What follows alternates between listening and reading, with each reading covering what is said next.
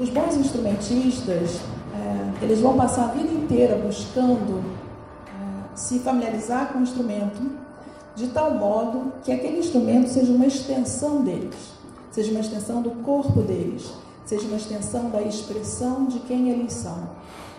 É uma busca para a vida toda. No caso dos cantores, não tem isso, não tem um instrumento lá fora, né? Os cantores são o seu próprio instrumento. Assim, esse fato dos cantores serem o seu próprio instrumento traz várias consequências, né? A gente não pode guardar um instrumento, a gente não pode botar na estante, a gente não pode chegar e chamar um afinador e deixar o instrumento por conta dele para afinar. Os cantores são o seu próprio instrumento e isso é maravilhoso. É muito incrível a gente conseguir fazer o nosso corpo vibrar de tal modo que a gente encontre a música e que o nosso corpo encontre através da música outras pessoas e outros instrumentos. Apesar da gente ser intuitivamente cantor, cantante, né? Todo mundo que fala pode cantar e a maioria das pessoas canta, todas as pessoas cantam, em todas as civilizações, em todo o tempo a gente canta, a gente pode contar as histórias dos nossos países, a história das nossas vidas a partir das canções que a gente canta, das canções que a gente escuta.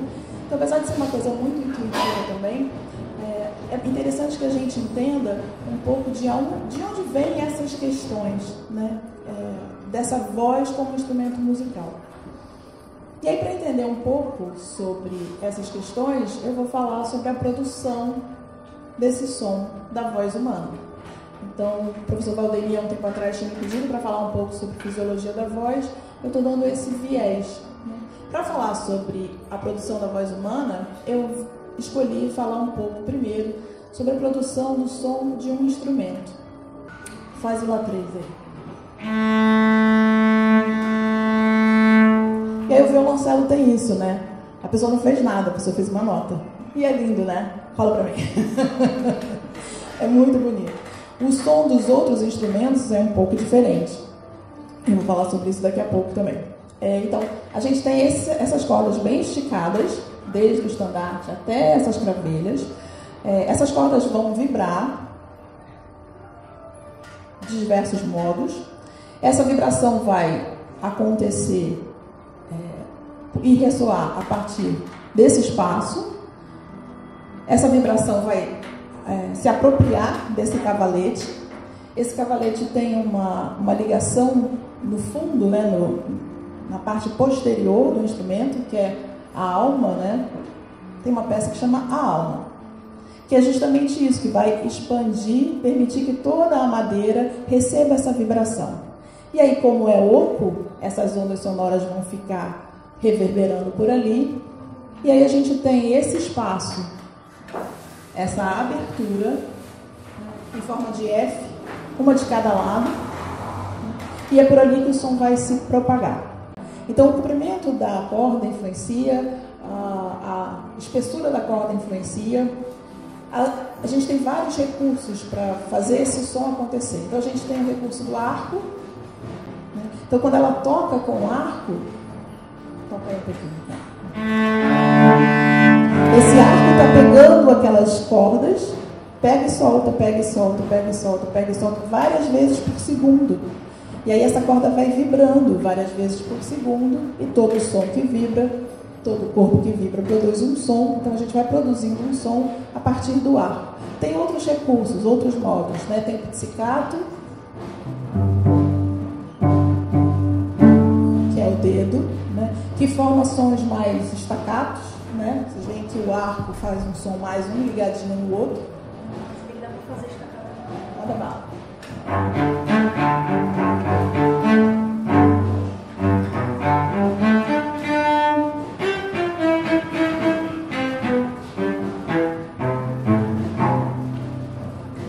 Então, a gente tem vários modos de produzir o som, né?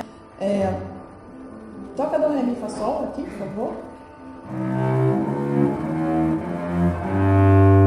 Vocês estão vendo os dedinhos se moverem, né? Estão vendo o arco, estão vendo tudo, né? Tá bom.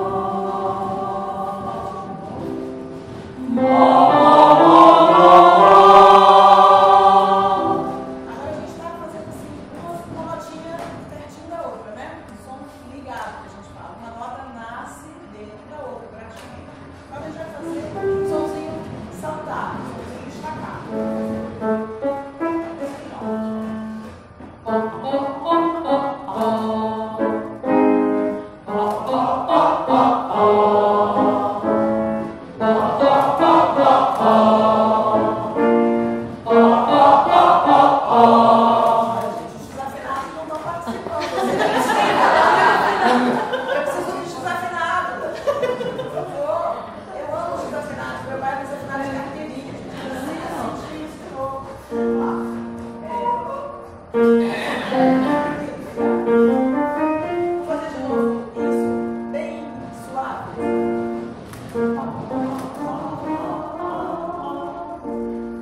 Agora ligar.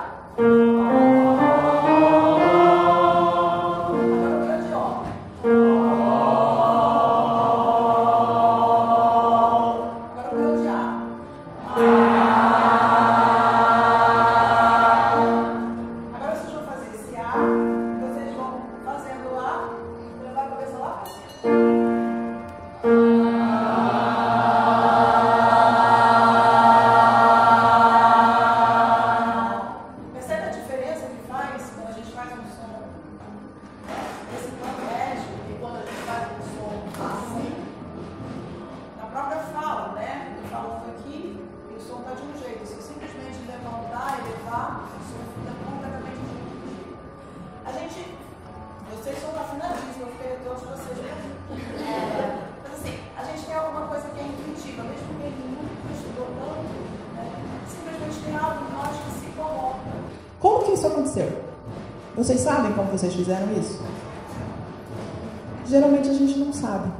E vou falar que assim, mesmo os alunos de canto também não sabem, viu? É muito raro que os alunos tenham interesse pela fisiologia da voz. Do mesmo modo que às vezes a gente não tem muito interesse pelo instrumento que a gente está tocando, então a gente tem uma estrutura muito delicada, que são as famosas pregas vocais. Antigamente elas eram chamadas de cordas vocais, e elas não devem ser chamadas assim, porque elas não têm absolutamente nada a ver com essas cordas que a gente estava falando. Que, na verdade é como se fosse uma boquinha, assim, no sentido dos lábios, né? Um lábio superior, um lábio inferior, que abre e fecha, só que ela está no outro sentido, ela está nesse sentido aqui. Tá? E essas pregas vocais, né, que se abrem e se fecham, elas estão num tubo que chama laringe, é um tubo de cartilagens, cheio de músculos, cheio de mucosa. Ele fica aqui nessa parte anterior do pescoço, né? Ele se abre abaixo, né? Ele tem esse contato com a traqueia, acima ele tem esse contato com a faringe, que vai dar na boca, que vai dar no nariz. Né? Então, essa estruturinha das pregas vocais, né, que fica aqui, é muito pequenininha, muito delicada. Quando o ar que a gente expira passa por essas pregas vocais, ele encontra uma resistência. Elas estão abertas na inspiração, elas se fecham, e quando o ar retorna para encontrar o mundo de volta, ele encontra uma resistência e faz essas pregas vibrarem.